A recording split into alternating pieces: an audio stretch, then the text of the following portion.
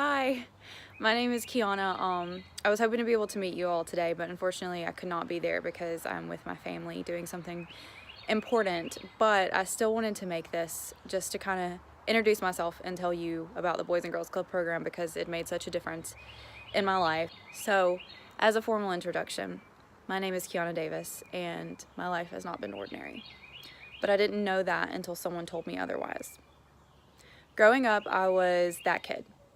I was that kid who was habitually absent from school. I was often that kid that DHS or CPS, Child Protective Services, came looking for. School was a safe place for me because my home life was so chaotic and traumatic growing up.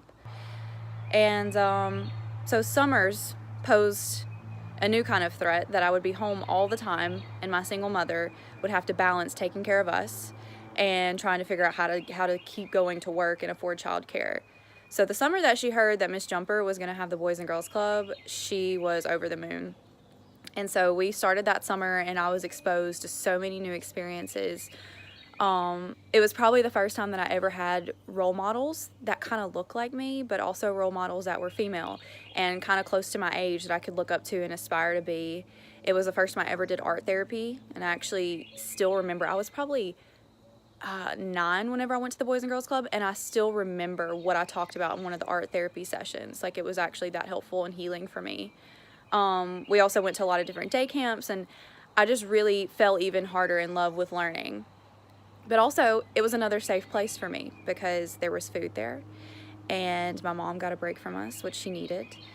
I've never doubted my ability to move past any boundary that comes my way because the Boys and Girls Club has always inspired and expected excellence in me. As an example, whenever I was a teenager, my family became homeless. We moved from Mississippi to Alabama, and we were living in a hotel room for 4 people, me, my 2 younger brothers, and my mom, for 6 months.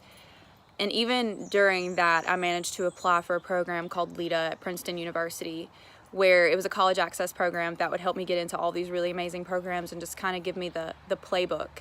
And so I applied. It was a 9-month application process. It was incredibly messy and difficult, but I kept moving through every single step. And I remember the day that I found out that I was admitted to LEADA, I just felt like I regained this hope, like this hunger for life. So I moved to Lita, went there for 7 weeks. While I was there, I became an emancipated minor, so I've been legally on my own since I was 17. And I came back. I applied to 11 colleges, and I got into my top choice, which is Barnard College of Columbia University, which is a small women's liberal arts school in New York City. So at 18 years old, y'all, I moved to New York City, and I lived a life beyond my wildest hopes and dreams. But Barnard cost about $70,000 a year. So if you multiply that by 4, it's a little over $250,000. And I was like, well, how am I going to pay for that? Because I was pulling in like maybe $3,000 a year at that point. And I applied for all these scholarships, got rejection after rejection, but then eventually I landed the Gates Millennium Scholarship, which is from the Bill and Melinda Gates Foundation. And that is basically like an academic blank check. That gives me all of the money I need. It paid for all of my undergraduate education, and I'm actually going to start at Emory University for my master's in public health in August, and it's going to pay for the first $92,000 of my master's degree, and it'll also pay for a PhD if I wanted to.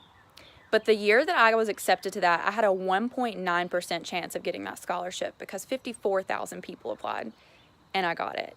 But that never discouraged me because, like I said, I began to know that my life was supposed to be extraordinary because of the faith that Miss Jumper put into me, because of the love that the Boys and Girls Club poured into me.